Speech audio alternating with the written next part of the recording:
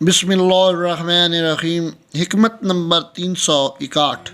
جب اللہ تعالیٰ سے کوئی حاجت طلب کرو تو پہلے رسول اللہ صلی اللہ علیہ وآلہ وسلم پر درود بھیجو، پھر اپنی حاجت طلب مانگو، کیونکہ خداوند عالم اس سے بلند تر ہے کہ اس سے دو حاجتیں طلب کی جائیں اور وہ ایک پوری کر دے اور ایک روک لے۔ حکمت نمبر 362۔ مولا فرماتے ہیں جسے اپنی آبرو عزیز ہو، یعنی اپنی عزت عزیز ہو، وہ لڑائی جھگڑے سے کنارہ کش رہے۔ حکمت نمبر 363۔ مولا فرماتے ہیں امکان پیدا ہونے سے پہلے کسی کام میں جلد بازی کرنا اور موقع آنے پر دیر کرنا دونوں حماقت میں داخل ہیں۔ حکمت نمبر 364۔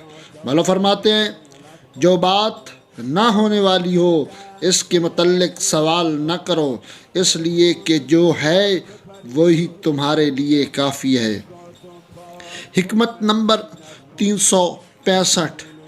مولا فرماتے ہیں فقہ ایک روشن آئینہ ہے، عبرت اندوزی ایک خیر خواہ متنبہ کرنے والی چیز ہے۔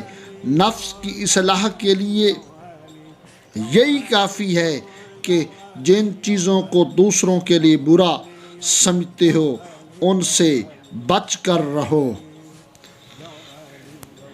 حکمت نمبر 366۔ مولا فرماتے ظلم عمل سے وابستہ ہے، لہذا جو جانتا وہ عمل بھی کرتا ہے، اور علم عمل کو پکارتا ہے۔ اگر وہ لبیک کہتا ہے تو بہتر، ورنہ وہ بھی اس سے رخصت ہو جاتا ہے۔ اللہم صلی علی محمد و آل محمد۔